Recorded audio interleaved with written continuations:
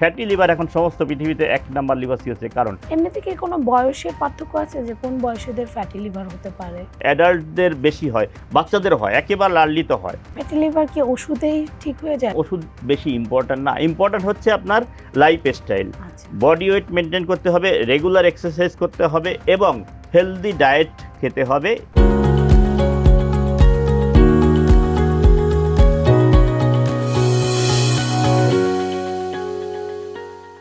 দর্শক JMI group presents TBS ভালো থাকুন আপনাদের স্বাগত জানাচ্ছি আমি তাওসিফ তাজনিম। আমাদের আজকের আলোচনার বিষয় লিভারের রোগ ও প্রতিকারের উপায়। এ বিষয়ে কথা বলতে আমাদের সঙ্গে আছেন ডাক্তার চঞ্চল কুমার ঘোষ, অধ্যাপক গ্যাস্ট্রোএন্টারোলজি বিভাগ বিএসএমএমইউ। স্যার আমাদের অনুষ্ঠানে আপনাকে স্বাগতম। ধন্যবাদ আপনাকে। স্যার আমরা লিভারের রোগ নিয়ে কথা বলছি, আপনার কাছে জানতে চাচ্ছি যে লিভারের সাধারণ সমস্যা কোনগুলো? ধন্যবাদ। এবং সাথে সাথে আমি আজকের এই অনুষ্ঠানের দর্শকদের আমাদের এই প্রোগ্রামে স্বাগত জানাচ্ছি। আসলে লিভারের রোগগুলো বলার আগে আমি একটু লিভার সম্পর্কে বলে নিই। লিভার হচ্ছে আমাদের শরীরের মানে ইন্টারনাল অর্গান বলি আমরা, মধ্যে সবচেয়ে বড় ইন্টারনাল অর্গান, যেটা আমাদের অ্যাবডোমেন বা পেটের উপরিভাগে ডান দিকে থাকে এবং এটার ওজন প্রায় 1.8 কেজি, 2 কেজির মতো। এবং এইটা হচ্ছে বলা হয় যে হার্ট, যদি আমরা যদি কাউকে ভালোবেসে বলি তুমি আমার হার্ট, এখন তুমি আমার লিভার বললেও আপনার এটা খারাপ হবে না, কারণ আপনার লিভার হচ্ছে এমন একটা অর্গান যেটা লিভার ছাড়া আসলে আমরা বাঁচতে পারি না। এই লিভারের প্রায় 500 রকমের আপনার ইম্পর্ট্যান্ট ফাংশন আছে, যেটা প্রতিনিয়ত লিভার করছে। যেমন আমি কয়েকটা আপনাকে বলি। একটা হচ্ছে লিভারে আমরা যে খাবার খাই, কার্বোহাইড্রেট, প্রোটিন, ফ্যাট, এগুলো কিন্তু স্টোর থাকে লিভারে, এবং যখন অন ডিমান্ড এখান থেকে আবার আমরা এনার্জি পাচ্ছি ওই খাবার থেকে। তারপরে প্রোটিন যে তৈরি হয়, অ্যালবুমিন, এই ফিব্রিনোজেন, গ্লোবুলিন, এগুলো সব আপনার লিভার থেকে তৈরি হচ্ছে। আমাদের ক্লটিং সিস্টেম, যেটা রক্ত জমাট বাঁধা বা রক্ত সঞ্চালন, এটাও লিভার করে। এবং আমরা যে ওষুধ খাচ্ছি, যে টক্সিন যেগুলো আমরা নিচ্ছি প্রতিনিয়ত, এগুলো ডিটক্সিফাই হয় লিভারের মাধ্যমে, মেটাবলিজম হয় লিভারের মাধ্যমে। মেটাবলিজম, এটা কিছুটা ব্লাডের মাধ্যমে আপনার এক্সক্রিয়েশন হয় যায় কিডনি দিয়ে, অথবা বাইলের মাধ্যমে আমাদের খাদ্যনালী দিয়ে এটা এক্সক্রিয়েশন হয়ে যায়। সুতরাং লিভার আমাদের অত্যন্ত ইম্পর্ট্যান্ট। সুতরাং যেহেতু ইম্পর্ট্যান্ট অর্গান, সুতরাং এর শত্রুও থাকবে, কিছু আপনার আচ্ছা, রোগ ব্যাধি হয়। এর মধ্যে কমন রোগ যেগুলো হয় আমরা বলি হেপাটাইটিস বা লিভারের ইনফেকশন। এর মধ্যে আপনার কিছু আছে viral hepatitis, hepatitis A, B, C, E, D, এরকম ভাইরাস দিয়ে বা 5টা ভাইরাস আছে যেগুলো আপনার হেপাটাইটিস করে। ফ্যাটি লিভারে চর্বি জমে হেপাটাইটিস হতে পারে। যারা অ্যালকোহল খায় দীর্ঘদিন যাবত, অ্যালকোহলিক হেপাটাইটিস বলে, অ্যালকোহলিক হেপাটাইটিস হয়। আবার অনেক সময় কিছু মেটাবলিক ডিজিজ আছে, উইলসন ডিজিজ, কপার বেশি জমা হয়, কপার এক্সক্রিয়েট হইতে পারে না, আয়রন জমে হিমোগ্লোবিনোসিস আপনার লিভারে আপনার লিভারে রোগ হইতে পারে। এছাড়া আরও কিছু রোগ আছে, যেমন লিভার সিরোসিস, এই বি ভাইরাস, সি ভাইরাস বা ফ্যাটি লিভার থেকে আলটিমেটলি লিভার সিরোসিস হতে পারে, লিভারের টিউমার বা লিভার ক্যান্সার হতে পারে। এছাড়া লিভারে কিছু ইনফেকশন হতে পারে, যেমন লিভার অ্যাবসেস, ফোড়া হইতে পারে, সিস্ট হতে পারে, হাইড্রেটেড সিস্ট জাতীয় এক ধরনের কৃমি লিভারে সিস্ট তৈরি করে। এরকম বিভিন্ন ধরনের রোগ কিন্তু লিভারে হচ্ছে। আচ্ছা।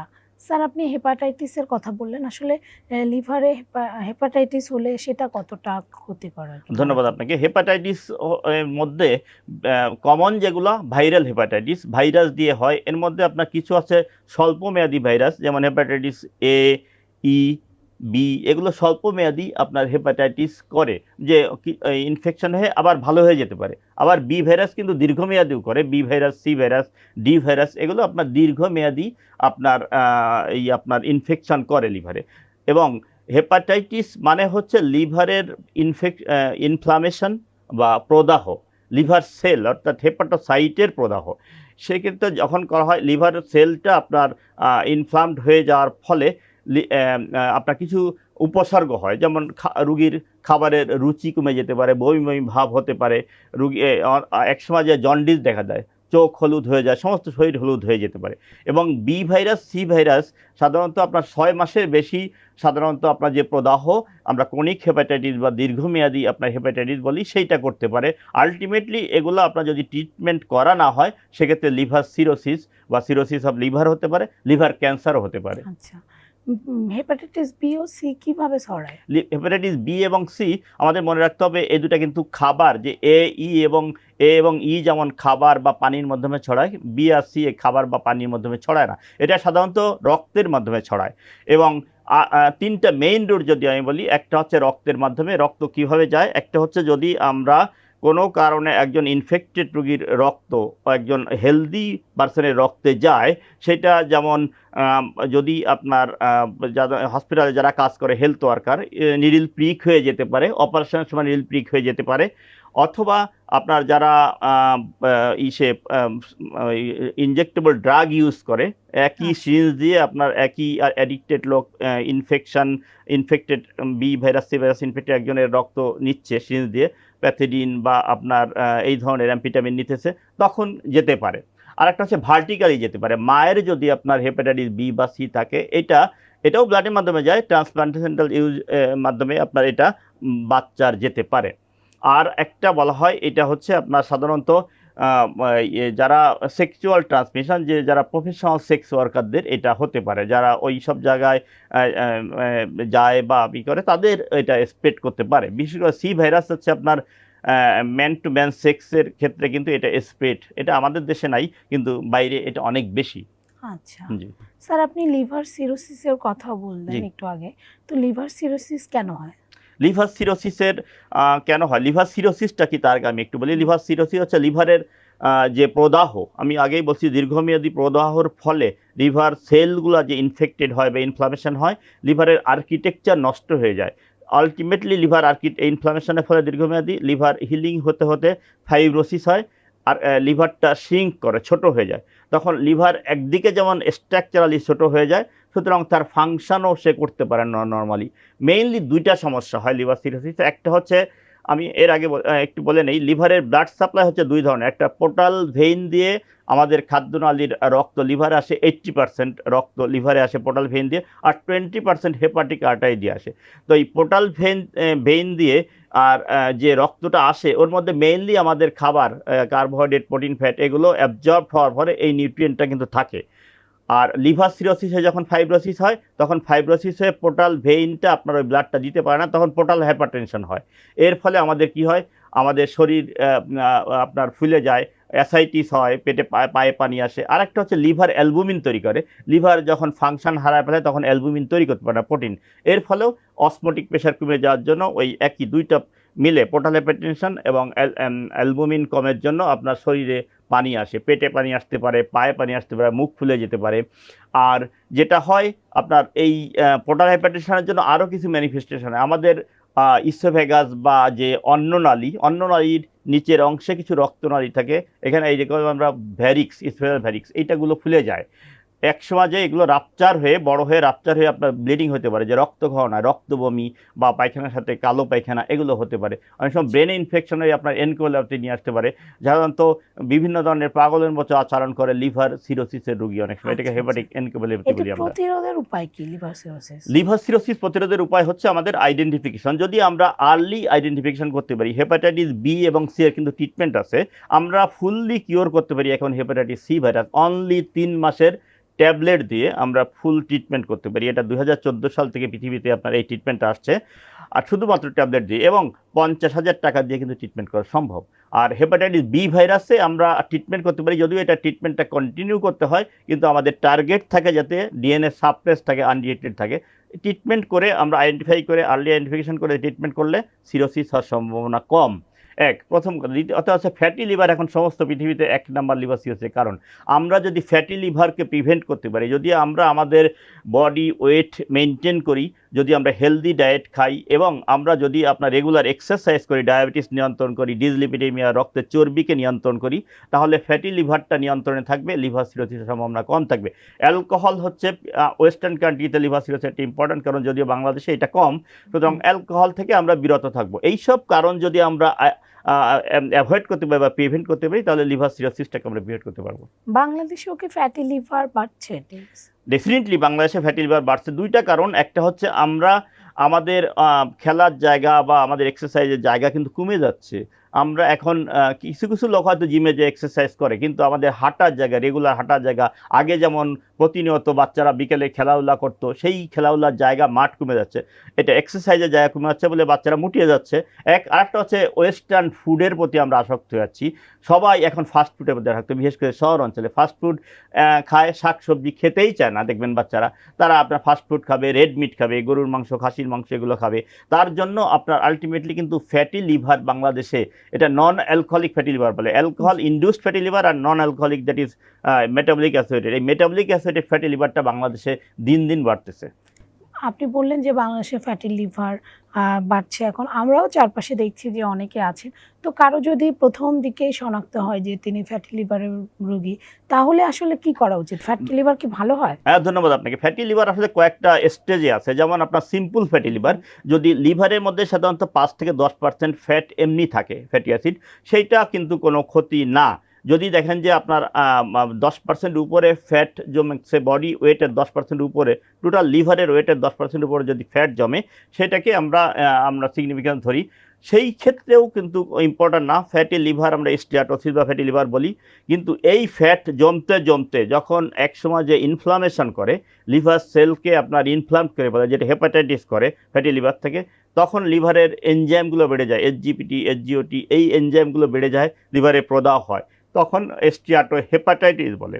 এই স্টেজটা খারাপ। এইটা যদি আমরা ডিটেক্ট করে আমরা রুগীর আপনার যে কারণটাকে আইডেন্টিফাই করে যদি ডায়াবেটিস নিয়ন্ত্রণ করতে পারি, রুগীকে বলি রেগুলার এক্সারসাইজ করেন, আপনার বডি ওয়েট মেনটেন করেন, আপনি হেলদি ফুড খান, তাহলে এটাকে আমরা কিন্তু সিম্পল ফ্যাটি লিভারে নিয়ে আসতে পারি বা ফ্যাটি লিভার থেকে তাকে দূরে রাখতে পারি। যদি এটা আইডেন্টিফাই না করি বা রুগী ডাক্তারের পরামর্শ না নেয়, তাহলে এইটা খারাপের দিকে যাবে, আলটিমেটলি লিভার সিরোসিস হবে, লিভার ক্যান্সারও হতে পারে এই ফ্যাটি লিভার থেকে।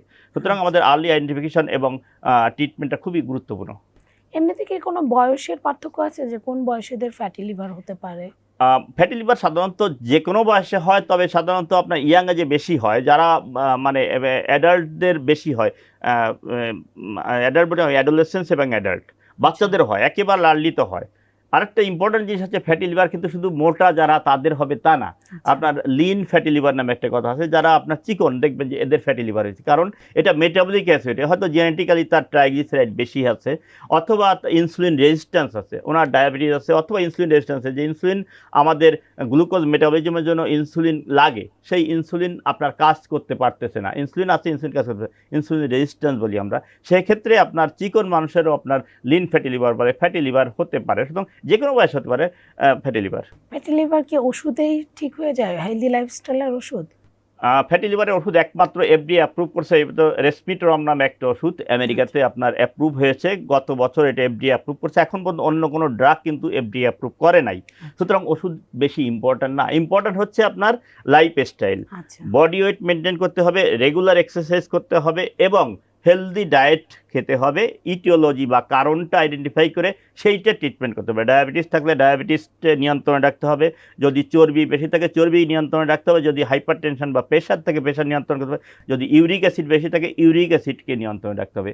যদি আমরা কারণগুলো আইডেন্টিফাই করতে পারি, কারণগুলোর ট্রিটমেন্ট করতে পারি, এবং হেলদি লাইফকে আমরা এনশিওর করতে পারি, তাহলে ফ্যাটি লিভারটাকে কিন্তু আমরা নিয়ন্ত্রণে রাখতে পারবো।